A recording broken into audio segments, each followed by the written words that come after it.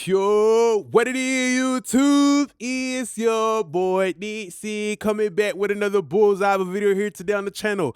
I know that Travis Scott is dropping the album Jack Boys 2 on the weekend. I'm very excited for it. I love Travis Scott's music as he's one of the more production and engineering style based rappers. He always got really dope effects and stuff like that. So I'm gonna be looking forward to that, and I'm gonna be doing some content on it. But we're gonna be giving out a free Fruity Loops project here today. So if y'all like this video, don't forget, subscribe down below, comment Travis Scott, and let me know what's your favorite version of Travis Scott's, albums or his sound or his songs, okay? So let's get to it right now. Mike Dean is a very integral part of Travis Scott's music. For many years, he done worked on Rodeo, Birds in the Trap, Sing McKnight, Astro World, all that stuff like that. And he's always got different roles. Sometimes he plays synth, sometimes he's mixing and mastering. Really dope, a generational talent. Most importantly, though, is we're going to give out this free FLP, and check in the comments down below. You can download it. First plugin that I wanted to use when I was listening to Astro World, I was studying it for my own sake, and I was listening to Stargazing and Sicko Mode. I love how the bass always, when Travis Scott's music, it always images well. It's almost like you could feel the bass coming out of the speaker. You can feel how much it weighs. Like if you went to a supermarket and you put it on a scale, you have a way of identifying how big it is and how plump it is, okay? And that's coming down to solidity, right? So I noticed Mike Dean, he has a plugin Gain Lab Station or Gain Station, where, it has this same technique of using a tube screamer to overdrive it, give a little bit of distortion, and parallel blend that back in. You guys can't see my FL Studio knob, but when you downloaded it, you will see like we mixed it to like 20%. And then using something like the Voice of God Little Labs is great too, because it has a way of adding that punch. It's a resonant filter that will add a lot of punch and that will help things hit hard. Just like a song like Yosemite, however you say it, with Gunner, that the bass boom, boom, it hits hard. And usually this is a great plug-in to use when the bass is shorter. You feel me? So when it does, the knock comes through, it's very impactful, okay? After that, Travis Scott always uses a great many ways of using synth basses.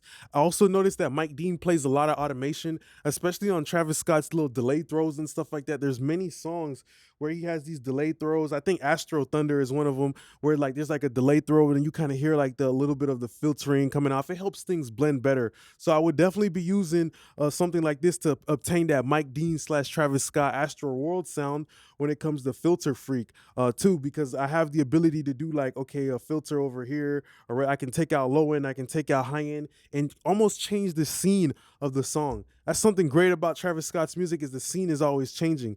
Now for the actual kick and stuff, I'm pretty sure that Travis Scott, he's got the best beat makers in the world who are going to give him hard-hitting beats like Metro. So something simple, nothing too hard. If you got a good, piece of fish, you just throw on a basic piece of salt and pepper, and it's probably going to hit way harder than a rotten piece of fish that you got to throw a bunch of seasoning on. So a simple soft clipper, then using something like Black Box HD2 would be an incredible way of obtaining some of that analog sound. I know at Mike Dean, he probably has like some analog summing. I'm not completely sure. Maybe he uses all plugins in the box.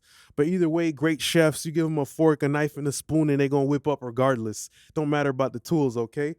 So that's the thing. I would use the preset. I think it's parallel aggression, or I would use one of these. I would use one of these, maybe like Drum Bus 2 or something like that. Something that has a little bit of pentode and triode that will give a great harmonic density to the kick, okay? After that, I know Mike Dean, he always talks about just using the simple Pro Tools. EQ always works for him too, so why not? We would just use the simple FL. And I know that with Travis Scott's stuff, it's all about making space. So just a little bit of low shelf, not a filter, but just a little bit of low shelf will probably be more than enough to help the snare kind of fit in and cut through and get a little bit of presence, okay? After that, hi-hats, definitely a transient designer. The Neutron is great because you get to just isolate the specific part and only boost the transient right there, or even change the rhythm of things. Sometimes when you add a drum bus compression or you add compression on the whole mix, the rhythm can change. Even the limiting can change the attack and sustain of certain stuff. So that's why transient designers are good, to make sure you maintain that same rhythm that you had on the demo, type of situation, okay? So I like Travis Scott's music a lot when it comes to the way he blends warmth. What's another great song that stood out to me? Butterfly Effect, Houston Fornication. I like how he's always got this great warmth to his tracks and stuff like that. So using something like Spectre, maybe adding a little bit of warmth in the low mid for something like the keys is great to help him feel cozy up against those hard hitting, nasty trap drums. All right. So then after that, the same thing applies with the pad, making sure it has harmonic density and making sure that it has that weight. So when that big 808 comes through, it doesn't feel like a little skinny brother that can't protect himself on his own. You still want it to have that weight. You still want it to have that tone, that power, and that feeling. All right. Then we find ourselves over here using something like the synth. I think that Travis Scott, a lot of times he's got flanger, phaser, and chorus on his synths and stuff like that, and that's what makes him feel so grand and epic. So I would definitely use something like a doubler too, or maybe the plugin I would use is the Sound Toys little micro shift. I would definitely use that and blend that in, and that kind of gives a little bit of widening effect with a little bit of movement as well. Okay, so for the music bus, just another Spectre, more than likely just boosting that 1K region, or maybe even using a plugin like Track Spacer, because sometimes Travis Scott's music, bro, he can really, really, he can really have a lot of stuff going on, in his songs. So maybe something like Track Spacer would be good too, going into the Track Spacer, putting it on mid side, fastest attack, mid only channel, and then just using that to cut out just like a little bit, or maybe like a couple dBs would help Travis Scott's vocal cut through better in the midst of all of this, circus. Just like the picture of the album is a circus, the songs sound like a circus. Even Rodeo was like that. His music always has that concept of chaos, but within the chaos he finds peace, so the auto tune would use definitely basic waves, retune and everything. And then let's go over like a lead vocal chain. I didn't actually put this through any real lead vocal, but one of my subscribers said, "Oh yeah, can you put out something?" So I always appreciate you guys, and I always want to support you guys by sometimes giving out free stuff. So I hope you would support me back by subscribing to the channel, liking and commenting on every video that you want to do that for, and you enjoy and you have something positive to say.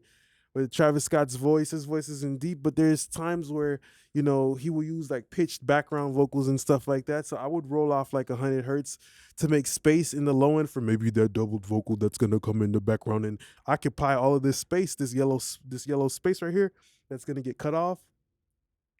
Also, with Travis Scott, there's usually like his voice can range from bright to lo-fi to crackly, but for the most part it's always present. So I would just like to maybe do like a sweep or try to find where's the good part of a Travis Scott vocal. It sounds like it's like 2K or 3K, and then just boost it by like 1 dB. This is as a rough bit of EQ. Then I would use something like the TubeTech CL1B. I'm not sure if Travis Scott uses that. It's hard to tell with Travis Scott because his voice is always changing throughout the songs and throughout the album. Like he doesn't just have one vocal. Oh, that's the Travis Scott vocal sound where it's just that clean, bright, pop, mainstream texture. Like, nah, he's got like grittiness, he's got distortion, he's got some gloss sometimes, and then other times it's just rough and rugged.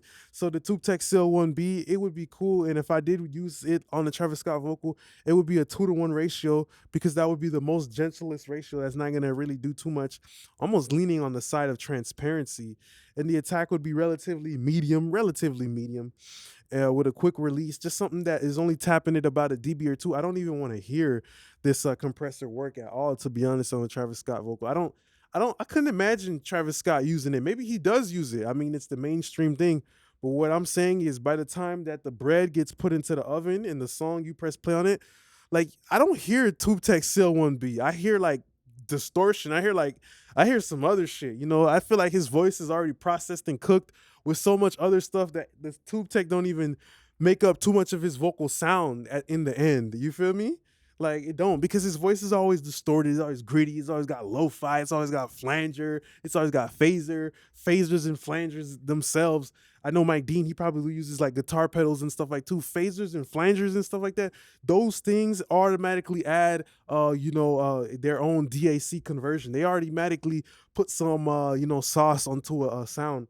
Even the impedances of putting it like through a guitar pedal and shit like that too. That's gonna change the sound. That's gonna lo-fi it and gritty it up. So I don't even think that plays too much into a factor to it.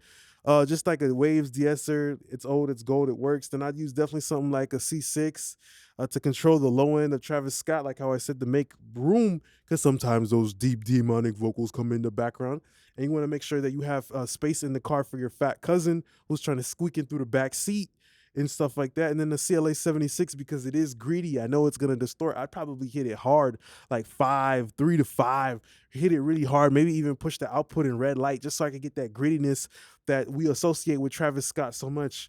When I think about grittiness, I don't think about a clean, first day of school prep boy vocal with Travis Scott. I think about cleanness, all right?